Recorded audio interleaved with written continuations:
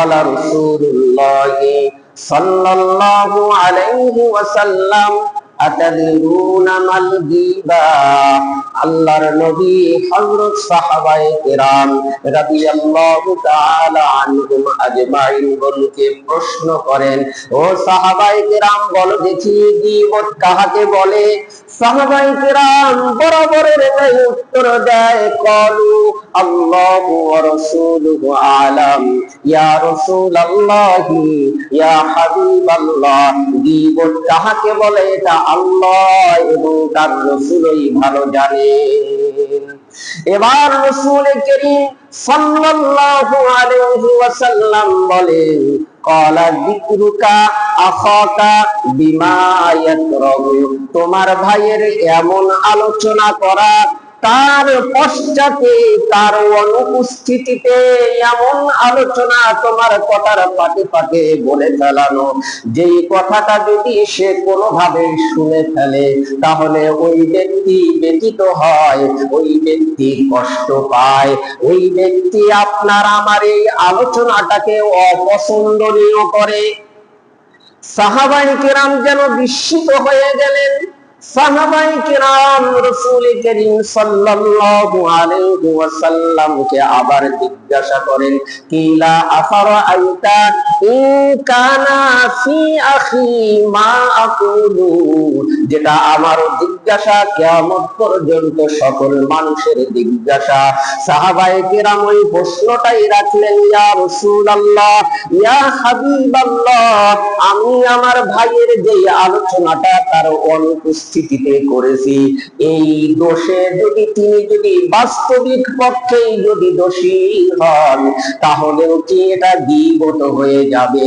নবী আলাইহিস সালাম বলেন, ক্বালা ইন কানা ফীহি মা তাকুলু, ও সাহাবায়ে কেরাম শুনে নাও, তুমি যা বলেছো যদি সত্যি সত্যি তোমার অপর ভাইয়ের মধ্যে এই গুনাহটা থেকেই থাকে, তবেই তো তুমি ফাকাদ ইগতাবতা, তবেই তো তুমি গীবত করলে। আর যদি ওয়া ইল্লাম ইয়াকুন ফীহি, তুমি যেই দোষে তাকে দোষী সাব্যস্ত করলে, এই দোষে যদি সে দোষী না হয়, ফাকাদ বাহাত্তা, তাহলে তো তুমি তাকে অপবাদ দিয়ে বসলে। সম্মানিত সুধী, গীবত কাহাকে বলে? গীবত হওয়ার জন্য মোটামুটি একাধিক শর্ত রয়েছে। এক নাম্বার শর্ত হলো যে যেই বিষয়ে আপনি আলোচনা করতেছেন এই আলোচনাটা শতভাগ টনটনে সত্য হতে হবে। শতভাগ কি হতে হবে? টনটনে সত্য হতে হবে। যে আলোচনাটা আপনি করতেছেন এটা শতভাগ সত্য হতে হবে। এটা যদি 99% সত্য, 1% যদি মিথ্যা থাকে তাহলে এটা গীবত হবে না।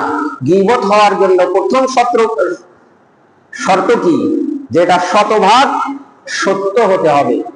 2 নাম্বার, আমি যার গীবত করব তিনি এই বক্তব্যটা শোনার পরে তাকে অপছন্দ করতে হবে, তিনি কষ্ট পেতে হবে, মনক্ষুণ্ণ হবেন। 3 নাম্বার, আমি যে আলোচনাটা করব এটা তার অনুপস্থিতিতে হতে হবে।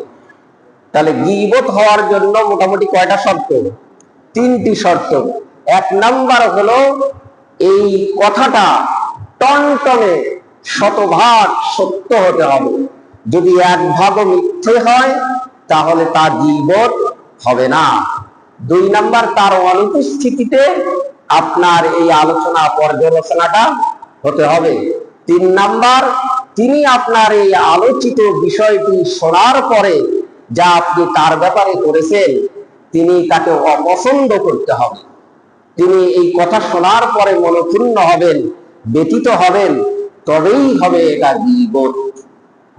এই শর্তগুলো পাওয়া না গেলে সেটা গীবত হবে না। কিন্তু আমরা তো মনে করি যে বিষয়টা তো সত্য, আমি তো মিথ্যা কিছু বলিনি, সত্য বলেছি বিধায় গীবত। আর যদি মিথ্যা হতো তাহলে হতো বুহতান, অপবাদ, যেটা গীবতের চাইতে আরো মারাত্মক ধরনের বড় অপরাধ। গীবত কত ধরনের হতে পারে আপনারা শুনলে অবাক হয়ে যাবেন। রাসূল করিম সাল্লাল্লাহু আলাইহি ওয়াসাল্লামের সময়ে কিছু সাহাবায়ে কিরাম রাসূলুল্লাহ সাল্লাল্লাহু আলাইহি ওয়াসাল্লামের দরবারে উপস্থিত হলেন।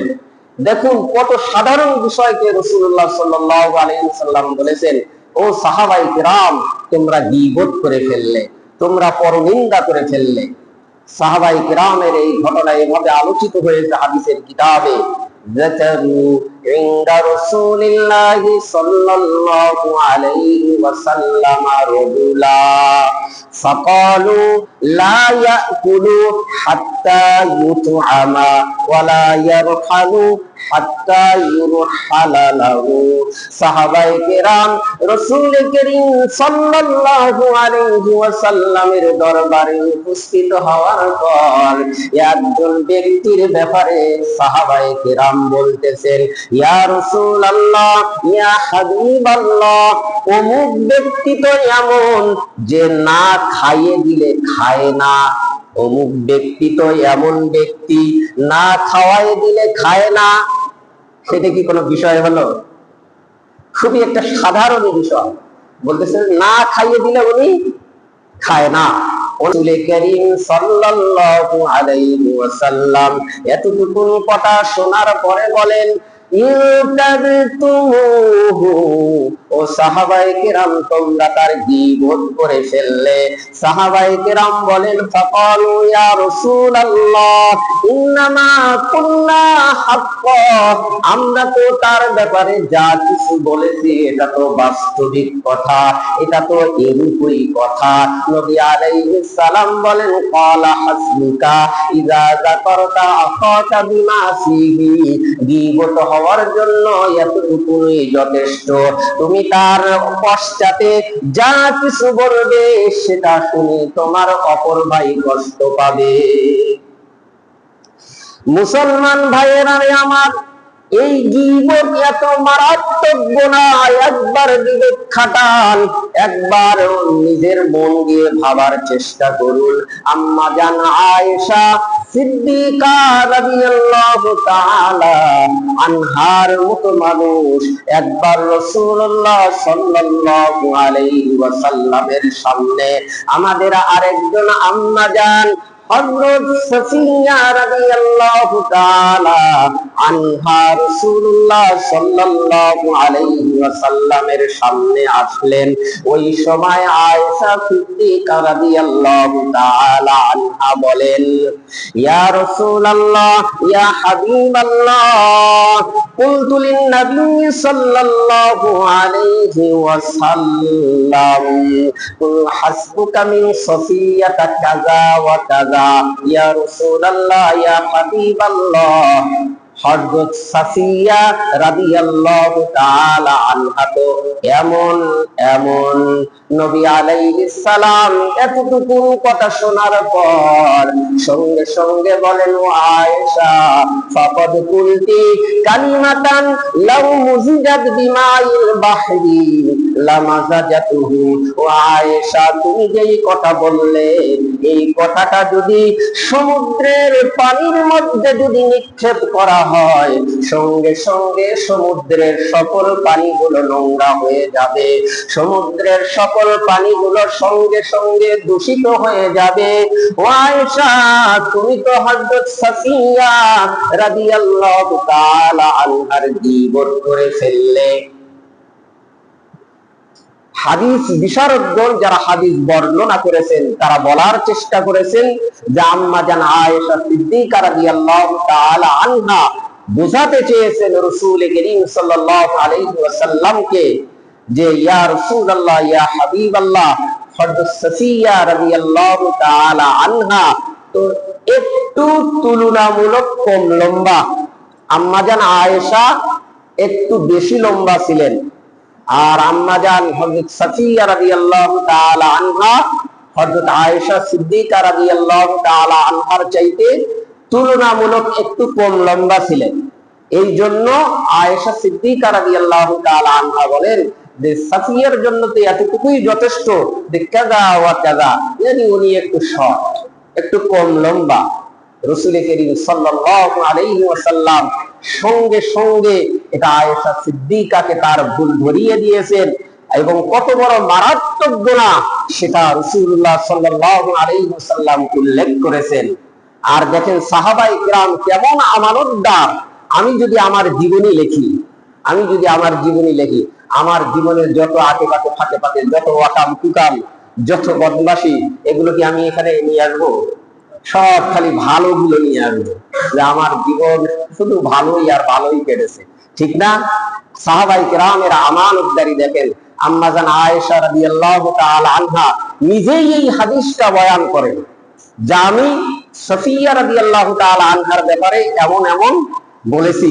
আর রাসূল সাল্লাল্লাহু আলাইহি সাল্লাম তৎক্ষণাৎ আমাকে বলেছে, হে আয়েশা, তুমি গীবত করে ফেললে, তোমার এই গীবতের গুনাহ যদি সমুদ্রে নিক্ষেপ করা হয়, মুহূর্তের মধ্যে সমুদ্রের পানি নোংরা হয়ে যাবে।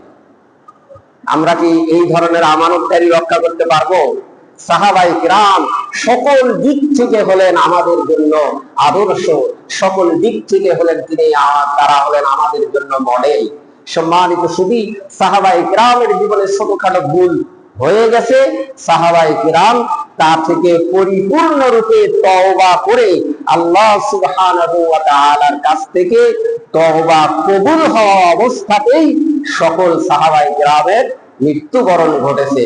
কোন সাহাবায়ে কিরাম পাপ নিয়ে কবরে যান নাই।